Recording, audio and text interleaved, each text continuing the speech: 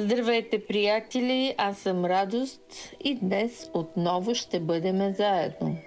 Днешното послание към всички вас, които сте готови да чувате и да се промените, е: нашите деца са в клопката на тъмнината. Има ли спасение? И така, мили приятели, за никой не е тайна, че днес нашите деца не живеят просто в трудни времена. Те живеят в епицентъра на духовна война. И тази война не се води с оръжие, а с образи, звуци, думи и идеи. Тъмнината не идва вече през нощта, тя идва през екрана. През песен, през клип, през игра, през безобидно уж съдържание. И докато ние възрастните се занимаваме с оцеляване, децата ни са бавно пренаписвани, мозъците им са обладавани и нещата стават трагично потъващи в тъмнината. Вярата на нашите деца, тяхната идентичност, тяхната чистота се атакуват всекидневно и целенасочено и системно, приятели. Децата ни не знаят, че са в капан, защото капанът е направен да изглежда свободен, даже като свободен избор. Тук отново е завуалирано всичко, защото Бог ни е дал свободна лична воля да избираме къде да бъдеме и какво да правиме. И всичките тези неща ни се представят като свободен избор. Бъди себе си, прави каквото чувстваш. Няма истина, всичко е относително. И така тъмнината ги прегръща. Не с страх, а с комфорт. С лъжа, с измама, защото дявола е лукав, измамник и лъжец. Но нека ви кажа, приятели, истината. За този комфорт стои дух, който иска да унищожи всичко, което е чисто, свято и истинско в нашите деца. И ако ние, родителите, не се събудим, ще загубим цяло поколение в името на така наречената свобода. Така че, има ли спасение? Да, категорично заявявам. Има спасение, но не е без битка. Спасението започва, когато в един дом се върне светлината на Божието присъствие, мили мои приятели. Когато една майка или един баща изкажат на глас с вик към Бог: не давам детето си на системата, не давам детето си на духа на този век. Това не е религия, приятели. Това е война и вие сте призвани да бъдете страж над поколението си. Започнете така. Осветете дома си. Прочетете молитва. Примахнете всичко, което е нечисто влияние. Спрете да допускате съдържание, което храни мрака. Дори и вие, родителите, които в тайно време гледат и тайни неща, които явно вече и вашите деца са приели, че е нормално да гледат. Започнете деня си с молитва. Не с телефон, но такава простичка молитва. Разговор между вас и този, който ви е създал. Покрийте децата си с кръвта на Исус, от главата до петите.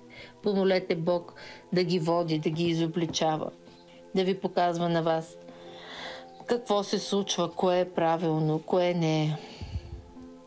Говорете на децата си за истината, не с страх, а с любов и с твърдост.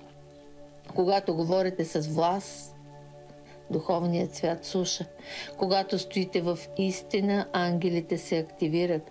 Когато изповядвате Божието Слово, тъмнината няма право на територия. Така че покривайте децата си с кръвта на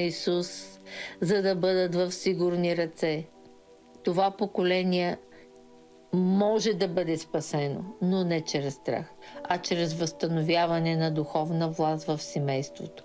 Когато децата видят реална вяра в родителите си, не думи, не фасади, а огън, истина и любов, която не се продава, тогава в тях нещо оживява. Аз всеки ден виждам гневни, ядосани родители, които наказват децата си. Децата им ги мразят. И какво се случва? Плънът на сатаната е изпълнен. Пропастта е голяма. Това не е правилното нещо, мили родители. Правилното нещо е да бъдем приятели със своите деца и да ги водиме по пътя на техните грешки, като им показваме, че се става, изправя се, учиме ги, че тези грешки не трябва да се повтарят. Това е нашият момент. Да спрем да се оправдаваме и да започнем да водим децата си в вяра. Да престанем да чакаме системата и да станем глас на светлината в нашите собствени домове. Не си сам. Бог е дал оръжие. Словото е меч. Молитвата е щит. Любовта руши страха. Истината изгаря лъжата.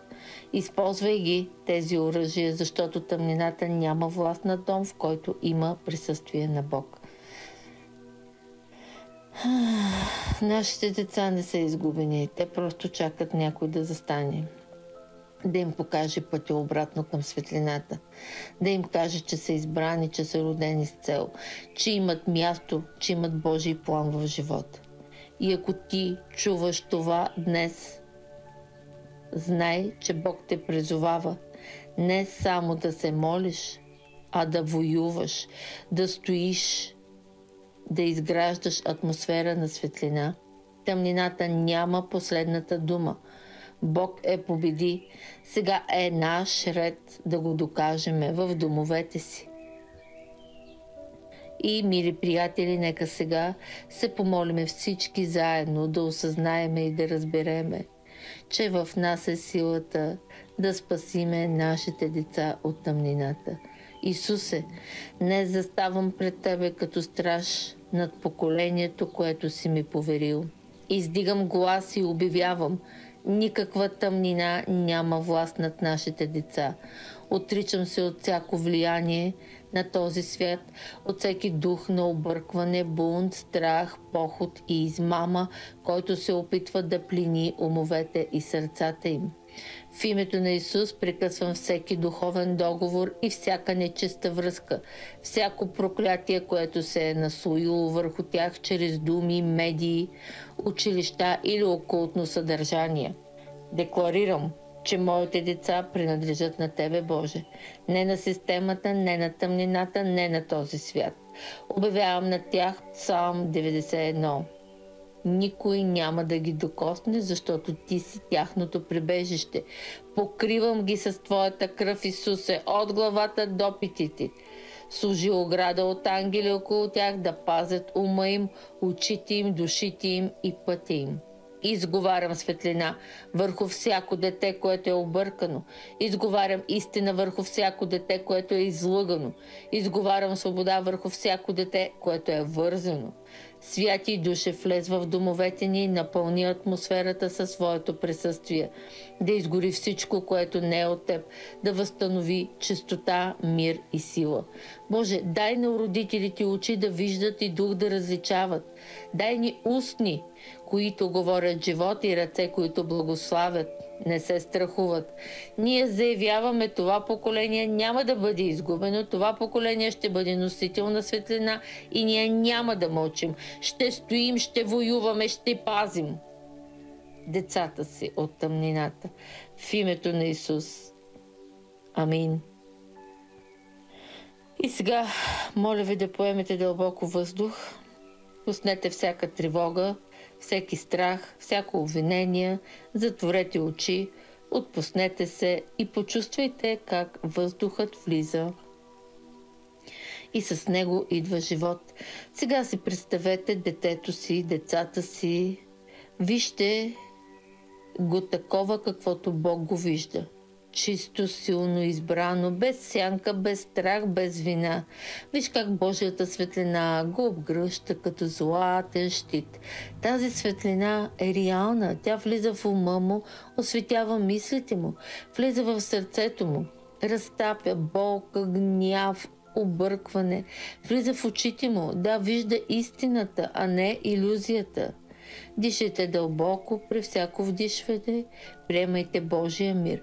При всяко издишване освобождавайте страха. И сега изговаряйте тихо, но с власт. Детето ми е под Божия защита. Няма власт над тъмнината, над моето дете. Святия Дух е в нашия дом. Светлината на Исус царува в ума, душата и тялото на моето дете и на нас самите, на неговите родители. Променяй ни, Боже. Дай ни осъзнаване за нашите грешки, за да бъдем осъзнати родители. Моето дете ще върви в истината, защото истината живее в него. Почувствайте Божията сила в гърдите си. Тя не е напрежение, тя е мир. Мир, който има власт. Сега вижте дома си обгърнат от светлина. Във всяка стая присъствие, във всеки ъгъл мир. Няма страх, няма паника, няма хаос. Само светлина, истина и покой. И кажете: Боже, днес избирам да стоя в Твоя мир. Не се страхувам, не отстъпвам. Ти си Бог над моето дете, над дома ми, над поколението ми и аз стоя в светлина. Почувствайте колко леко се чувствате в този момент, осъзнавайки, че всичко е във вашите ръце. Бог чака да го повикате за помощ. И сега бавно отворете очите си. Това не е просто дишане, това е влизане в присъствие. От тук нататък не се молете от страх, а от позиция на власт. Тъмнината не издържа на мир, изпълнен със Святия Дух. Бъдете изцелени, бъдете освободени, бъдете напълно възстановени в името на Исус, според вашата вяра сега. До скоро, приятели! Обичам ви!